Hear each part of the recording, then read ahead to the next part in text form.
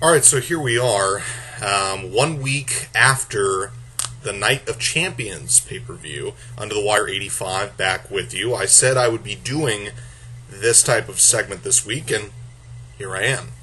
I'm going to recap Raw, Impact, and SmackDown, and then I also want to get into the news I found out tonight about John Cena.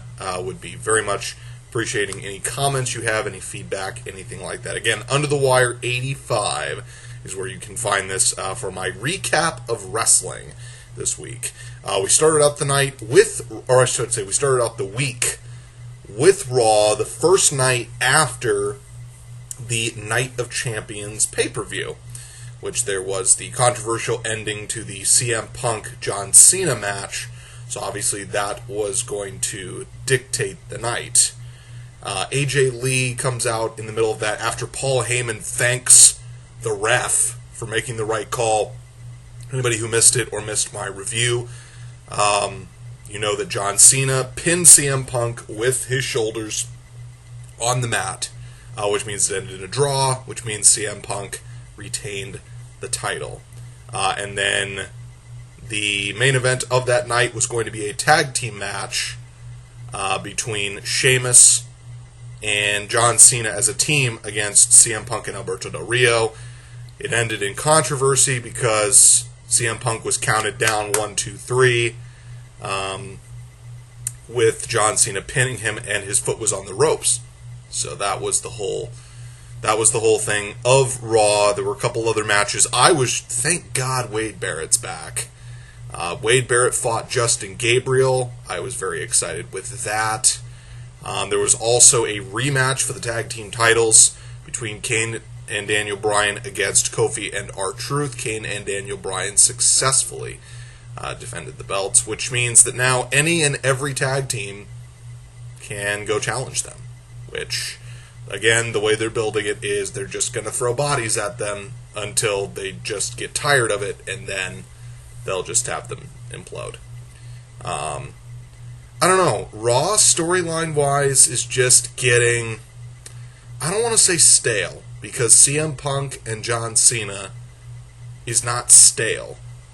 Paul Heyman's involvement, I'm still not completely sold on it, but we'll see. We'll see how that goes. I don't know. I guess a Raw after a pay-per-view is tough, especially with a decent pay-per-view like Night of Champions turned out to be. That was, it was kind of not an uneventful Raw, but it wasn't a tip-top Raw. And I'm not liking the 3-hour format. I know they have a ton of talent, and it's, Super Show, and SmackDown guys can show up and all this stuff, and I just don't know if it's worth it. I've been talking to a lot of people. They say some of them like it, some of them don't. I don't know if I'm sold on it. I mean, SmackDown's only 2 hours, and that seems to be fine with the audience they're trying to get. I'll get to SmackDown in a minute.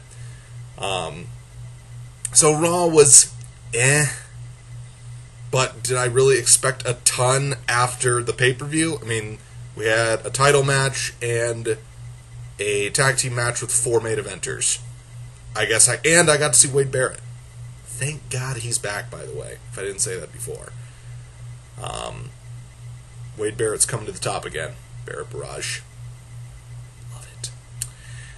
Impact, which was last night, Thursday.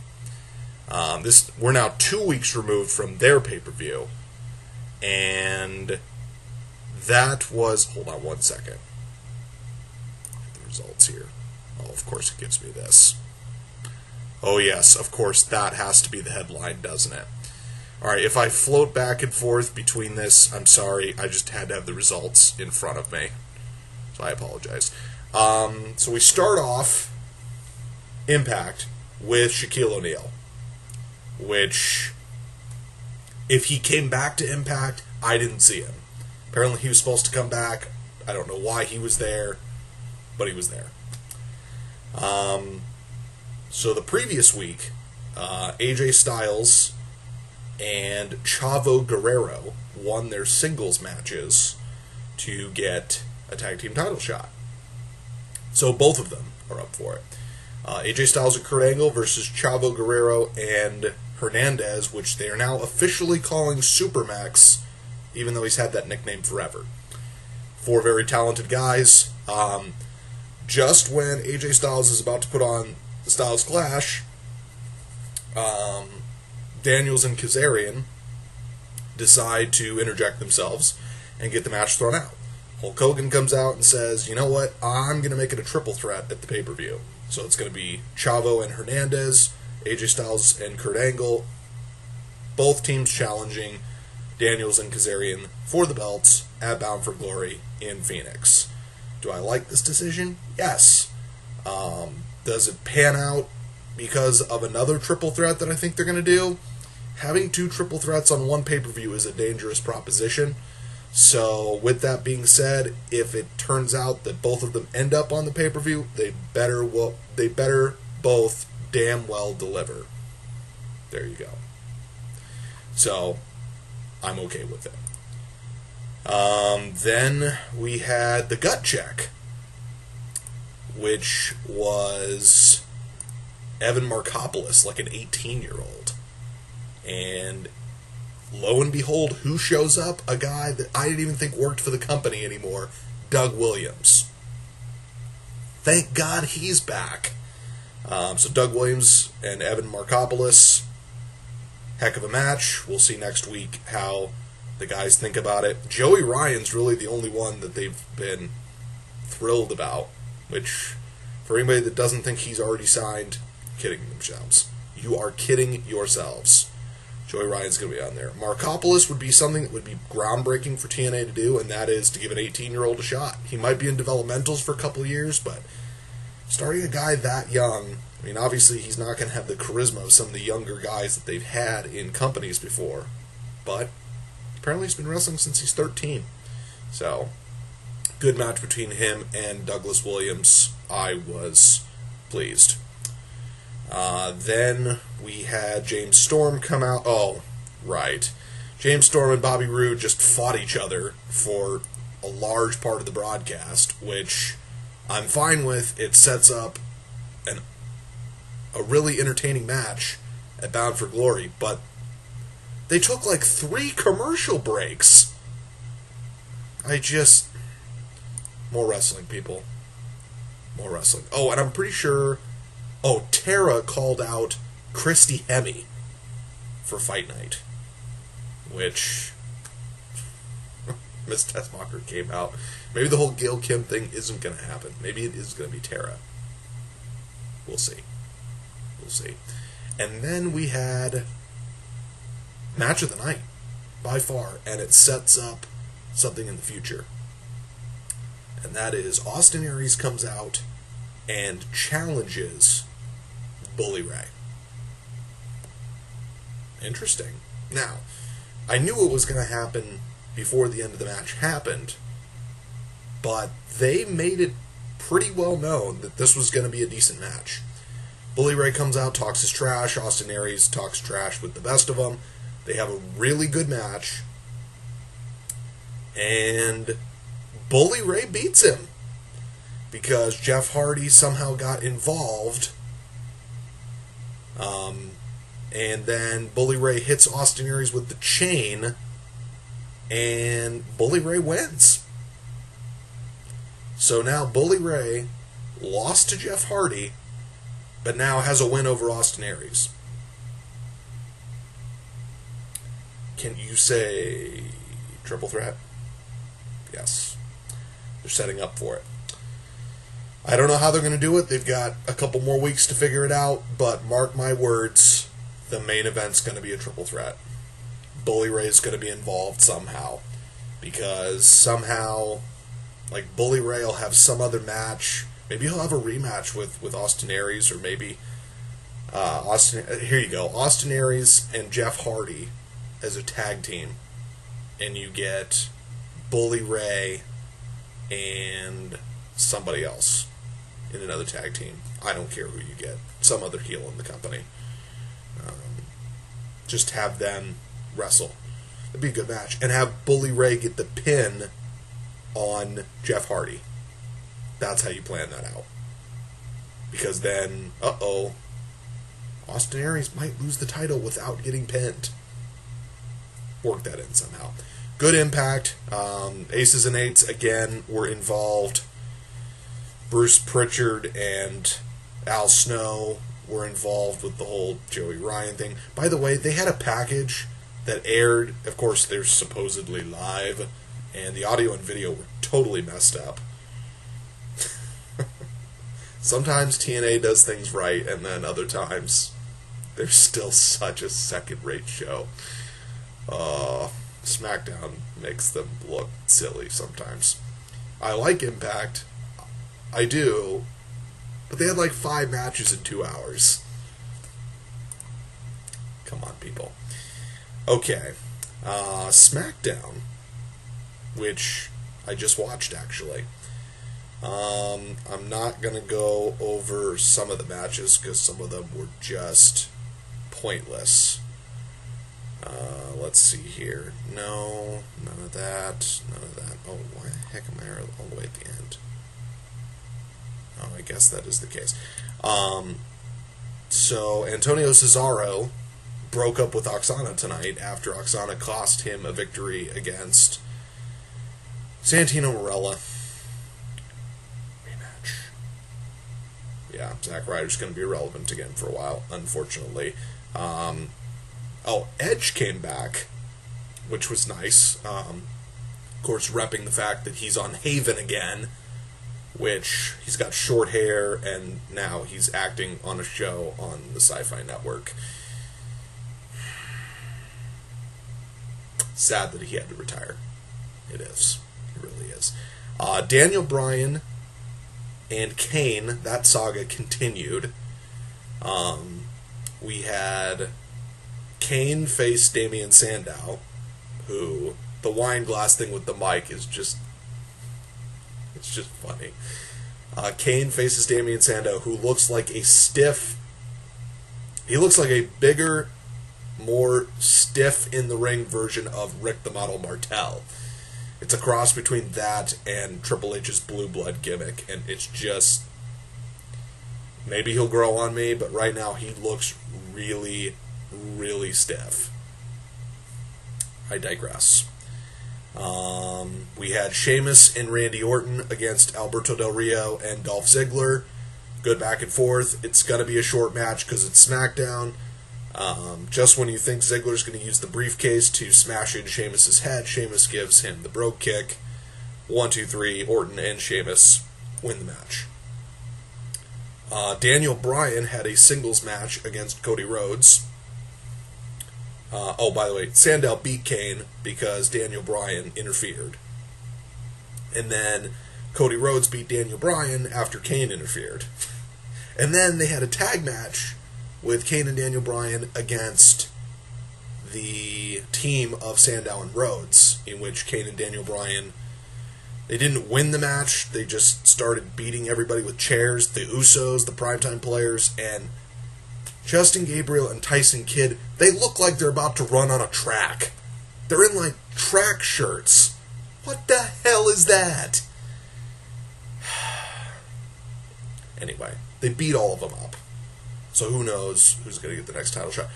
Also, one more thing, because that was the end of SmackDown. What was I about to say? Oh, and then Layla and Natalya faced each other with Eve at ringside, and that was a dumb match, which Layla won. Oh, that's what it was. Brodus Clay and Heath Slater, boring, but the most random thing happened ever. Jinder Mahal and Drew McIntyre, thank God you're on television again. Those two and Heath Slater beat the heck out of Brodus Clay. It was random, it was fun, and this needed to happen weeks ago. I hope this means Drew McIntyre is going to be back on television soon, on a regular basis. Future Shock DDT. Booyah. So overall, in the week ahead, every show had its moments. Raw, the Punk and Cena thing went over very well. Impact, they're slowly building stuff up, which they really didn't used to do until some changes happened. Hulk Hogan, Bruce Pritchard, no more Vince Russo, which I know Russo gets a lot of crap, but trust me, he deserves a lot of it. So with that said, Impact was good. They're building stuff. The Aces and Eights stuff just needs to be over with. Somebody made a really good point about the NWO. Scott Hall came out. A week later, Kevin Nash came out. 3 weeks later, Hulk Hogan came out. There's your NWO. Did it get diluted after a while? Of course it did. When you add like half the roster, of course you do. But it took them 5 weeks to get the NWO. How long's the Aces and Eights been there? 3-4 months? Let's just reveal them. Are we really going to wait for Bound for Glory? Well, I guess at this point, you might as well. Let's just make it Bound for Glory. Just get it over with. SmackDown was entertaining tonight. Some nights, SmackDown is not watchable. The whole Daniel Bryan and Kane thing has made it watchable, even though at times the gimmick gets annoying. It's still fun, and it's still fun to hear Kane on the mic just being loud and being the goofball that he is when he's a face. So overall, very good week of wrestling. 3 weeks till Hell in a Cell, a couple weeks until Bound for Glory. Of course, when those events come up, I'll give predictions and reviews. The last thing I want to mention, and I did not find this out until SmackDown, and that is that apparently John Cena got bone chips removed in his elbow. I don't know if he got hurt on Raw or what happened, but Dr. James Andrews, who is apparently the doctor in the world that fixes like every major sports star, man, that guy's got to be rich. He fixed it, so who knows how long John Cena's out. A buddy of mine suggested that on this video, I throw the question out there and I'll give my quick response, as I'm looking at my time here. If John Cena is out for an extended amount of time, what I mean, 4 to 6 weeks, a couple months, who benefits? Who should be pushed? What will the WWE do if John Cena is out for an extended period of time? The last time we thought John Cena was going to be out for a long time is the year he won the Royal Rumble, because he came back early. John Cena needs a vacation. With that said, CM Punk, Dolph Ziggler, Sheamus, Alberto Del Rio, now's the time for the guys like Wade Barrett and Cody Rhodes and some of these other fringe guys to start getting pushes. I mean, really, do we need... Well, perfect example of that is Antonio Cesaro. It's a good time for him. The mid-card division's kind of weak, or unfortunately for the WWE, the mid-card division is very fluctuating, because you have a lot of mid-card guys you want to put at the top, but they need to just start building the mid-card guys. I mean, Miz is a top-tiered guy. Why do you have him stuck at the mid-card? Just stick him in the top. Just have that revolving door of people that people have to beat. For goodness sakes, have Miz. You know what would be an entertaining match? As much as I don't like The Miz, have The Miz face like Sheamus for the WWE title. I'm sorry, for the World Heavyweight title. Just try it. Put Damian Sandow in a U.S. title match. Put any of those guys. Put Cody Rhodes in a U.S. title match again. Something different. John Cena being off of television, I think, would actually strengthen the brand. If you really think about it, look at what happened with TNA. One of their top-tiered guys, James Storm, was out for a while, and yeah, he was missed, but did TNA drastically suffer when he was gone? No. Now, that might be a TNA thing, but maybe it's a good idea if John Cena just gets shelved for like 3 to 6 months. Just try it. Give him a vacation. he does so much for your company as it is. That's just what I think. Of course, I'm also a big proponent of giving guys like Wade Barrett and Cody Rhodes and Dolph Ziggler and all these guys the opportunity to become the superstars that John Cena and CM Punk and all these guys were and now have become. They were mid-card guys and they got built up and built up and built up, and now here they are. So that is your week in wrestling. I will have another edition of this. Very fun, so I'm going to continue to do this. Again, UnderTheWire85. Any feedback is appreciated. Keep listening, everybody.